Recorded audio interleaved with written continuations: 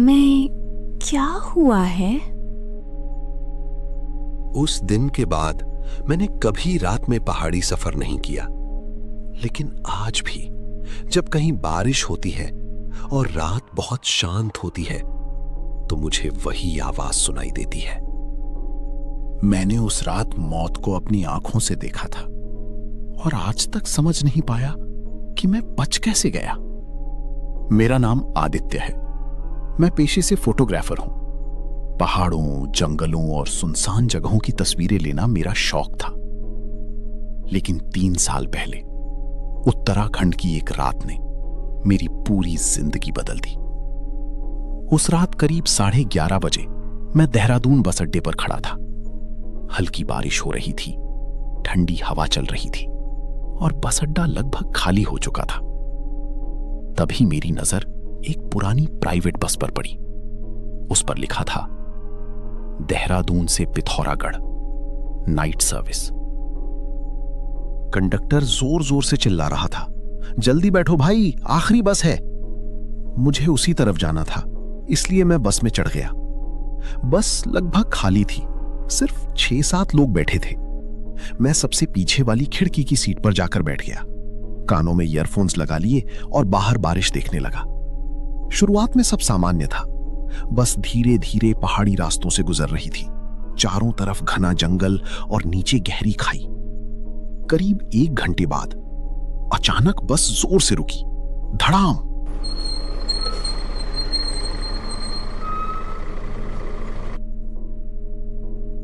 मैं सीट से लगभग उछल गया। ड्राइवर गुस्से में चिल्लाया, मरना है क्या बीच सड़क पर खड़े होकर? मैंने आगे देखा। सड़क किनारे एक औरत खड़ी थी। सफेद साड़ी, पूरी तरह भीगी हुई, लंबे काले बाल उसके चेहरे पर लटक रहे थे। वो बिल्कुल हिल नहीं रही थी। मुझे सबसे अजीब बात यह लगी कि इतनी भयानक बारिश में भी वो औरत जैसे हमें पहले से देख रही थी। तभी मैंने कंडक्टर को धीरे से बड़बड़ाते सुना, फिर आ गई। मैंने पूछा कौन, लेकिन उसने मेरी तरफ देखा भी नहीं। कुछ सेकंड बाद वो औरत बस में चढ़ी।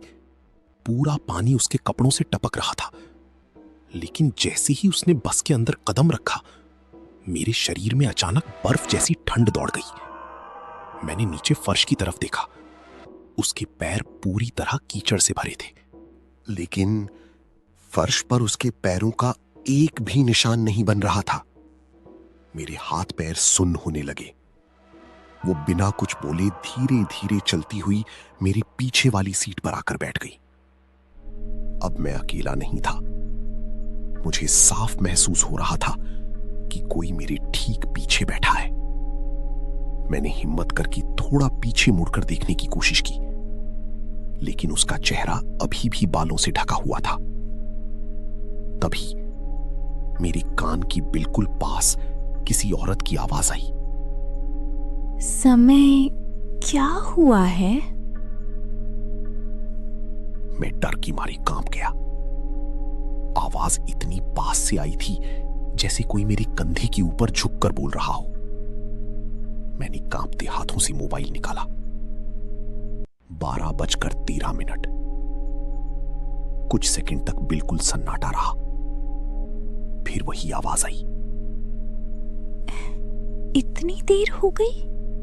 उस आवाज में ऐसा दर्द था जिसे मैं आज तक भूल नहीं पाया।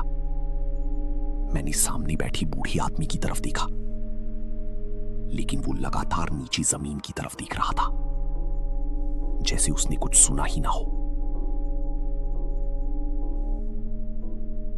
करीब आधे घंटे बाद बस एक छोटे से ढाबे पर रुकी। ड्राइवर और कंडक्टर लगभग भागते हुए नीचे उतरे। बाकी यात्री भी चाय पीने चले गए। मैं भी नीचे उतरने लगा। तभी कंडक्टर ने अचानक मेरा हाथ पकड़ लिया। उसका चेहरा पीला पड़ा हुआ था। वो कांपती आवाज में बोला, पीछे वाली सीट पर मत जाना। मैं घबरा गया। क्यों? उसने इधर उधर देखा, फिर धीरे से बोला, 3 साल पहले इसी रास्ते पर एक बस खाई में गिर गई थी। उस बस में एक औरत थी, सफेद साड़ी में। बाकी सबकी लाशें मिल गई थी, लेकिन उसकी लाश कभी नहीं मिली। मेरे पैरों तले जमीन खिसक गई। मैंने तुरंत बस की तरफ देखा और मेरी सांस अटक गई।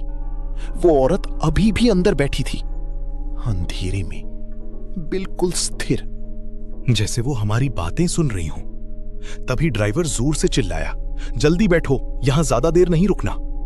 हम सब जल्दी जल्दी वापस बस में चढ़ गए, लेकिन जैसे ही मैं अपनी सीट पर पहुंचा, मैं जम गया।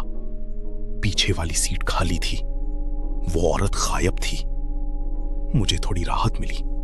मैंने खुद को समझाया, शायद वो ढाबे पर उतर गई होगी, लेकिन अंदर कहीं ना कहीं डर अभी भी जिंदा था। बस फिर चल पड़ी। करीब 20 मिनट बाद अचानक मुझे किसी औरत के रोने की आवाज सुनाई दी, धीमी लेकिन इतनी दर्दनाक कि दिल कांप जाए।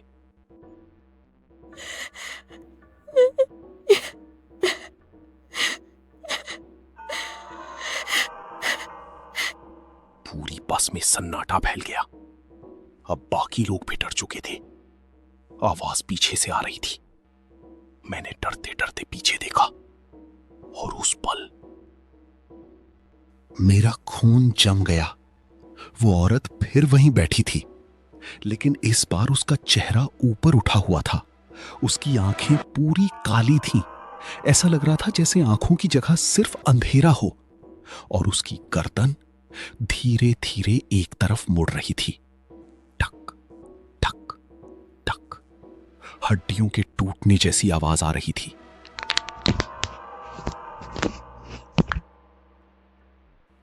तभी बस की सारी लाइटें झपकने लगीं। ड्राइवर चीखा, कोई पीछे मत देखना। लेकिन अब बहुत देर हो चुकी थी। अचानक मुझे महसूस हुआ कि बस अब खाली नहीं है। चारों तरफ फुसफुसाने की आवाजें आने लगीं, रोने की आवाजें, कराहने की आवाजें।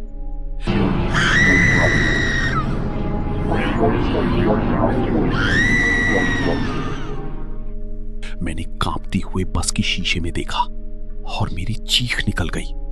पीछे वाली सीटों पर अब सिर्फ वो औरत नहीं थी, दर्जनों लोग बैठे थे, खून से लथपथ।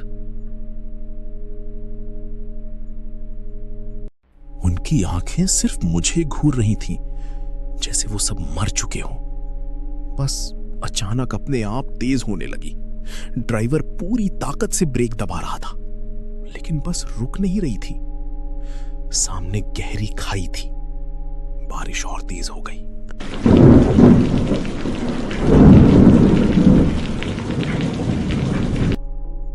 ड्राइवर रोने लगा, हे भगवान, फिर वही हो रहा है। तभी पीछे से वो औरत हंसने लगी, पहले धीरे, फिर जोर जोर से। उसकी हंसी पूरे बस में गूंज रही थी।